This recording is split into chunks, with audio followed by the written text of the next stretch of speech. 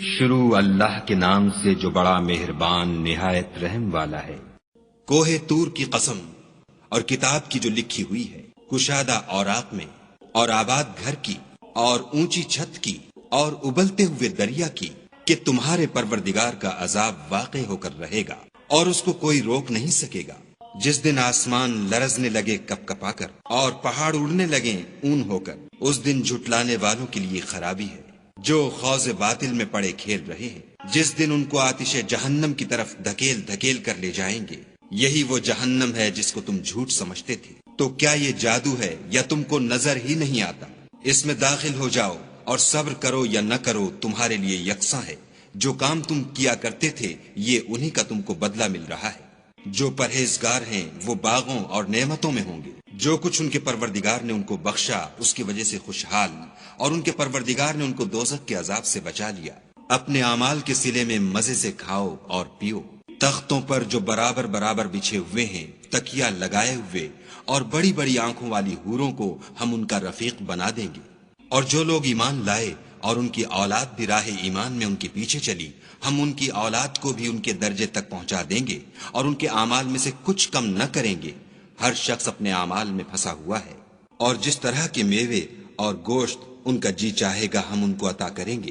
وہاں وہ ایک دوسرے سے جام شراب جھپٹ لیا کریں گے، جس کے پینے سے نہ ہذیان سرائی ہوگی نہ کوئی گناہ کی بات۔ اور نوجوان خدمتگار جو ایسے ہوں گے جیسے چھپائے ہوئے موتی ان کے آس پاس پھریں گے، اور ایک دوسرے کی طرف رک کر کے آپس میں گفتگو کریں گے۔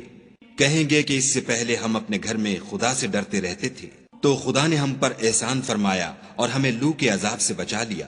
اس سے پہلے ہم اس سے دعائیں کیا کرتے تھے، بے شک وہ احسان کرنے والا مہربان ہے۔ تو اے پیغمبر صلی اللہ علیہ وآلہ وسلم، تم نصیحت کرتے رہو، تم اپنے پروردگار کے فضل سے نہ تو کاہن ہو اور نہ دیوانے۔ کیا کافر کہتے ہیں کہ یہ شاعر ہے اور ہم اس کے حق میں زمانے کے حوادث کا انتظار کر رہے ہیں؟ کہہ دو کہ انتظار کیے جاؤ، میں بھی تمہارے ساتھ انتظار کرتا ہوں۔ کیا ان کی عقلیں ان کو یہی سکھاتی ہیں؟